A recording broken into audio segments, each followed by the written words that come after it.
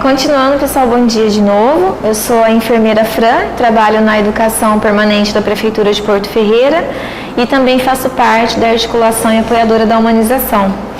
A gente escolhe novembro para lembrar da importância da prevenção do câncer de próstata. Todo mês a gente trabalha com algum tema, mas a gente tem que lembrar que isso é para o ano inteiro, não tem um dia específico. Mas a gente precisa fazer algumas coisas para poder relembrar e fortalecer essas políticas públicas, tá bom? O que é o câncer de próstata, né? Todo câncer, ele começa de uma forma desconhecida. A ciência não consegue entender como o câncer inicia, mas ele nada mais é do que uma consequência de células. Essa célula, por forma delas mesmas, por alguma agressão no DNA, ela muda a sua forma de se comportar e ela age do jeito que ela bem entende. Qual a diferença de um tumor benigno e um tumor maligno, por exemplo? O tumor benigno, ele é encapsulado, ele cria uma pelezinha, ele não consegue atingir outros órgãos, faz a cirurgia, tira ele e a vida segue. O problema de um câncer maligno é que ele invade os vizinhos, né? Ele vai tomando proporção, ele vai crescendo tão rapidamente que ele vai ganhando aí território de outros órgãos, que é o que a gente conhece como metástase. Isso de forma muito acelerada, por isso que é tão difícil combater o câncer, tá? A gente hoje tem medicação, tem tratamento, mas ainda assim é uma interrogação para a ciência, tá? Vou falar um pouquinho para vocês do órgão reprodutor masculino, que eu acho que tem homens, tá? Que não conhecem exatamente como ele funciona. A gente sabe que tem o órgão ali com 2 testículos, que a gente chama de bolsa escrotal, o pênis, mas lá dentro, né, a anatomia lá dentro é importante conhecer. Todos os homens neste mundo têm próstata, é o único mamífero da espécie humana que tem. A mulher não tem próstata, tá? Qual o objetivo da próstata? Ela é importantíssima. Além dela ser um órgão extremamente estimulante, é ela que produz, lubrifica e nutre o sêmen para fazer a ejaculação. Então, quando a gente fala, vou mostrar mais lá na frente a parte anatômica, se tirar a próstata, você continua tendo uma vida normal, tá? Tem aí uns empecilhos ao longo do prazo de tempo, mas consegue ter uma vida normal. Pode passar. Essa é a próstata, tá vendo ali na parte amarelinha onde passa a urina, em volta tem uma parte avermelhada? Ela é do tamanho de uma noze, mais ou menos, não é muito grande não. Se vocês perceberem anatomicamente, tem outra foto que eu vou mostrar, ela é bem próxima ao reto, que é a porção final do ânus. Por isso que é feito o toque, porque ele é bem próximo e o médico consegue perceber e massagear a próstata. Então ela é bem próxima ali. Ela faz parte tanto da parte ejaculatória, tanto da parte urinária, como também na produção e lubrificação de espermatozoides. Então ela é super importante, ela é uma glândula importantíssima aí para a região masculina, para a genitália masculina. Pode passar. Coloquei uma estimativa do INCA, gente, mas a gente sabe que esses dados se perdem em algumas informações, eles têm uma média de casos que foi levantada em 2020. Eles esperaram mais de 65 mil casos de câncer de próstata. E destes 65 mil vieram a óbito 15 mil homens. É muita gente, se a gente for pensar. É um pai, é um avô, é um irmão, é um tio, é um parente, a gente é um amigo, é um colega de trabalho. 15 mil pessoas, a gente pensa na porção Brasil, é pouco, mas é alguém próximo da gente, é alguém que vai fazer falta, que podia ter evitado e tratado isso a tempo, tá? Eu coloquei assim, ó, que 1 a cada 6 homens, tá, vai desenvolver um tipo de anomalia ali na próstata, podendo desenvolver o câncer ou não. É muita gente, a gente pensar que vocês estão em 5, 10 pessoas, né? Aí a gente tem uma proporção muito grande, tá? Quem é jovem e tem familiar aí que teve ou que tem que ficar em alerta, tá? Tem que procurar o médico quanto antes para poder investigar aí. Pode passar. E o que aumenta o risco? A idade. A gente sempre pensa que todo mundo vai envelhecer, ninguém vai escapar, tá? A gente tem um processo de envelhecimento, todos nós. E esse processo de envelhecer, como a gente troca de célula no decorrer da vida muitas vezes, esse processo de regeneração, de duplicação, de novas fabricações de células pode vir danificadas, que é onde a gente fala das células que se produzem aí sozinha, que é o que a gente chama de câncer, tá? Que é a metástase. Fator genético também. Se eu tenho alguém na família que teve ou que tem, eu tenho que ficar em alerta, tá? Se eu tenho um irmão, o meu avô teve, o meu pai, um tio, alguém bem próximo, não tô falando de bisavô, tataravô não, e nem sogro, tá, gente? São familiares mesmo que estão próximos a nós. Tem que ficar em alerta. Existem jovens com câncer de próstata? Existe, tá? É minoria. A gente começa a entender que a proporção aumenta a partir de 45 anos, 50 anos, que é a proporção que a ciência entende aí nas investigações que tem o maior índice de câncer de próstata. Não significa que jovens não tenham, tá? Exposição com algumas partes químicas, tá?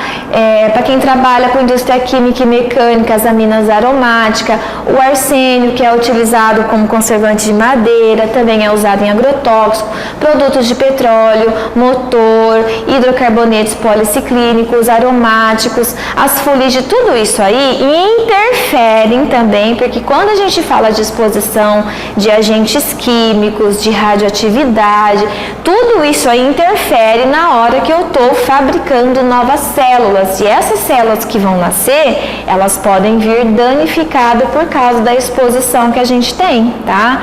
Então, assim, tem gente que vai trabalhar com isso e não vai desenvolver nada. E tem gente que vai, tá? Então, os casos onde encontraram o câncer de próstata e conseguiram associar, aí consegue aí para poder, se for trabalhar com isso, usar produtos específicos, proteção, né, os EPIs que a gente tem que usar de acordo com o que a gente está exposto, tá? Sinais e sintomas. Nem todos os sintomas que o homem apresenta é câncer, tá? Nem todos. Às vezes a pessoa tem uma prostatite, que é uma inflamação da próstata, e ela vai aí ter dificuldade para urinar, vai ter dificuldade na ereção, pode até sangrar. Não quer dizer que isso é câncer, mas tem que ser tratado, porque para uma coisinha pequenininha virar um problemão é muito rápido. Então, na fase inicial, ele é silencioso. Todo câncer, gente, a maioria deles é silencioso. Ele começa a desenvolver dor ou complicações quando ele invade outras coisas, que aí você tem uma modificação de comportamento daquele órgão específico, por exemplo. Mas normalmente o câncer ele é silencioso, ele fica ali quietinho, aí você começa a ter sinais que você não percebe, porque não sente dor, não sente nada, tá? Muitos pacientes não apresentam nenhum sintoma, ou quando apresentam, às vezes pode estar aí na parte mais avançada, que é o que eu falei, ele começa a desestruturar os sintomas de outros órgãos, a fisiologia de outros órgãos, e aí você começa a perceber que tem algo de errado, tá? Vou dar um exemplo bem simples, câncer de fígado, a pessoa não percebe nada, de repente ela começa a ficar amarela, fazer um cocô mais escuro, aí ela, poxa, tem alguma coisa errada, aí que ela vai investigar, porque ele é bem silencioso. Na fase avançada, quando a gente já tem ali o diagnóstico confirmado, o homem provavelmente ele vai sentir muito desconforto, tá? Começa com uma dor óssea, dor urinária, dificuldade para urinar, que a próstata, como ela recobre todinho o canal urinário, o canal ejaculatório todinho, ela começa a ficar edemaciada, ou seja, bem inchada, dificultando a passagem de qualquer coisa ali, tá? E aí você vai ter infecções, vai ter dor, vai ter problemas na bexiga, e aí é uma cascata de problema um atrás do outro aí, tá? Deixa eu passar. E a detecção precoce, gente, é a única forma, por enquanto, né, que a gente não consegue olhar para você e falar, olha, a gente sabe que você vai ter e vamos tirar isso. Não tem como. A gente precisa fazer sempre uma autoavaliação de como que está o funcionamento do seu órgão genital. Sua urina está certinha, você está tomando água, ainda está tendo retenção, está tendo ardência, que às vezes pode ser uma DST, tá? E aí você já fica, ai meu Deus, será que eu estou com algum problema? E homem, a maioria, principalmente mais idosos, eles têm vergonha de procurar um pronto atendimento, de procurar uma enfermeira, um enfermeiro para tirar dúvida. Eu sei porque eu trabalho com isso. Quando eu preciso passar sonda em homem, eu vejo que eles ficam constrangidos. Perdão. Por mais que a gente deixe o paciente seguro, que a gente fala, olha, eu sei o que eu estou fazendo, eu estou acostumada, tenha vergonha, tenha barreira, eu sei porque eu sou mulher, quando eu vou fazer o meu Papa Nicolau, eu fico, acaba isso logo, porque é normal, isso é nosso, tá? Mas o que a gente não pode deixar é que isso interfira na produção da nossa saúde, no nosso autocuidado. Então, como que eu faço? Se eu tenho um parente que teve, eu já tenho que estar em alerta o tempo todo, já procurar um urologista, falar, doutor, meu avô, meu pai, meu tio teve, eu já quero fazer um exame. Não custa, você não vai receber um toque ali, tá, gente? Não é assim que faz, não. Ele vai pedir um exame de sangue, vai investigar o PSA de vocês, vai pedir 2 tipos de PSA e comparar o resultado deles. E se tiver alguma coisa, ele vai investigar, senão você faz esse controle anualmente. Eu não tenho ninguém na família, mas tá tudo bem com a minha parte íntima, a vida segue. Começou a ter alguma coisa diferente, seus testículos começaram a ficar inchado, deu algum probleminha, uma ardência, já procura um urologista, não custa nada, a gente tem médicos de graça hoje, né? Então falar que a gente não busca saúde é porque a gente não quer, porque tem, tá? Feitos por meio de exame. O primeiro exame que a gente procura é o exame clínico, que vai fazer uma conversa com você, investigar o seu histórico, o que você está sentindo. Aí sim vai ser investigado por exames laboratoriais, confirmando ou não, o médico vai identificar se precisa fazer uma endoscopia, um radiológico, uma biópsia. Aí é o médico que vai, você e ele numa conversa, entender o que precisa ser feito, tá? No caso de câncer de próstata, esses exames são o toque retal e o exame para avaliar o PSA. Quando o médico ele identifica que tem uma possibilidade, ele vai investigar, tá? E, gente, eu sei que sai aquelas piadinhas de, vamos ver o dedo do médico. Calma, tá? É feito com anestésico, ele passa um gel, a posição é lateralizada, você não fica constrangido, é tudo certinho, você fica todo fechadinho, fica exposta só a parte. E ele nem olha direito lá, ele coloca, ele faz a massagem e tira. E é normal se o homem na hora do toque tiver ereção, é normal, porque a próstata, ela é um órgão estimulante. Então não fiquem constrangidos. A mesma coisa eu pegar você e beliscar, você vai sentir dor. A próstata estimulou, então é comum ter ereção, tá? E se gostar, se não gostou, gente, não vem ao caso, não é problema meu e de ninguém, tá? Mas o que a gente não pode é deixar essa cultura do machismo interferir na saúde. Sempre que eu tenho vô, gente, é um parto para esse homem no médico. Ele teve câncer de intestino, câncer de prega vocal, agora tá na pele e é um parto para esse homem procurar ajuda. A gente passa um apertado, ele tem 85 anos, mas na cabeça dele é uma outra cultura, é difícil pra gente, eu sei, tá? Eu sei porque eu tenho isso dentro de casa, então eu falo pra vocês, tenham paciência, tenham calma, tá? Deixa o tempo dele. Infelizmente, tem casos que a gente não tem o que fazer, ele tem esse direito de não querer, tá? E aí não adianta brigar com ele, fazer da vida da pessoa um inferno, só porque você quer o bem-estar, a pessoa tem que querer também, tá? Deixa eu passar. Coloquei uma imagem bem ilustrativa, tá? Do que é o câncer exatamente quando ele aparece. A próstata, ela começa a aumentar, ela fica grande, ela é demacia, porque ela é bem pequenininha, mas quando ela começa a crescer, ela começa a interferir na ejaculação, na produção de urina. O médico, ele coloca o dedo bem aqui onde está. Esse aqui não tem o nome, mas tem uma parte, parece uma linguicinha aqui do lado, ali é o reto. Então ele coloca o dedo, ele massageia a próstata e consegue ver se ela está aumentada, se ela está endurecida ou se tem algum tumor. Se for um tumor do outro lado, por exemplo, na parte que ele não consegue identificar, passa desapercebido. Por isso que ele faz a junção dos dois, tanto o toque quanto o PSA. Porque às vezes ele coloca o dedo, ele não identifica, tá macio, tá no tamanho normal. Só que tem a presença de um tumorzinho lá na outra parte, na outra porção, que ele não consegue identificar, tá? Pode passar.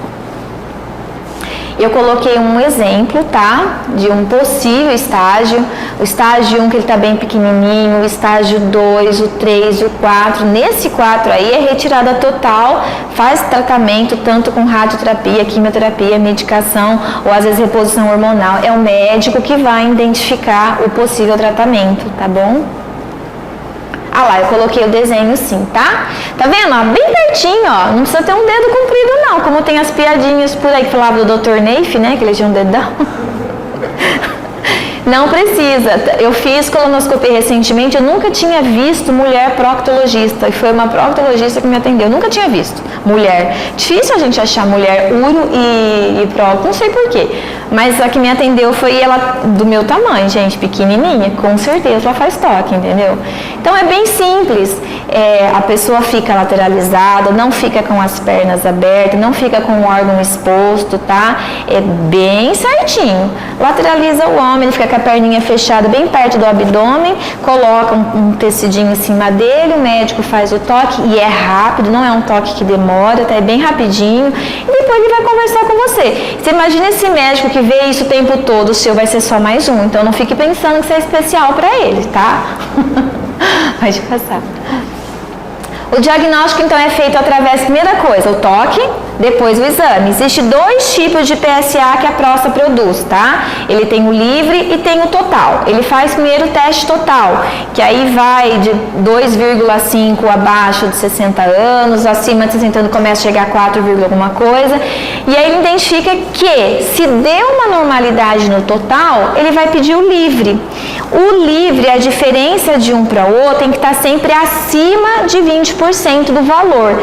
Se estiver abaixo, ele vai pedir uma biópsia, porque aí provavelmente tem alguma coisa errada, que pode ser o câncer sim, pode ser um outro tumor, pode ser uma prostatite, pode ser um monte de outras coisas, tá? Por isso que ele tem que investigar. Então, o diagnóstico que confirma não é só o toque, não é só o PSA, precisa da biópsia também para confirmar, tá? O que é o PSA então? Ele é um antígeno prostático que a próstata produz, tá? Todos vocês neste momento estão, menos ela, menos nós, estão produzindo PSA agora, tá? Por isso que é feita essa dosagem no sangue. Então ele produz 2, ele produz o total e o livre.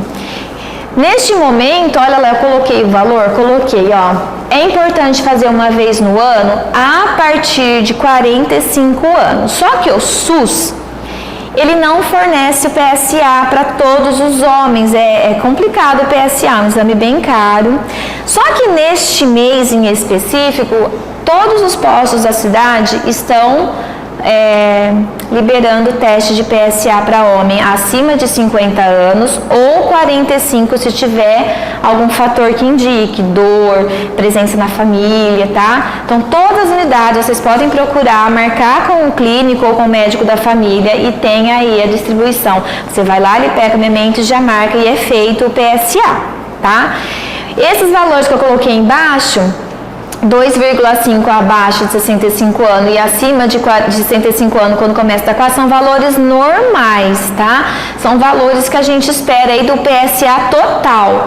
E se tiver um valor diferente, o médico vai pedir o PSA livre e vai comparar o valor dos dois. Se tiver abaixo, né, da proporção de 20, 15%, ele tem que estar em alerta, ele vai pedir uma radiografia, ele vai pedir alguma outra coisa aí para identificar e provavelmente uma biópsia também, se ele detectar algum tipo de tumor, tá? Pode passar.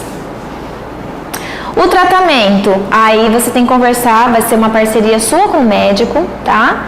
Que às vezes é uma reposição hormonal e aí a vida segue, você faz o acompanhamento anualmente.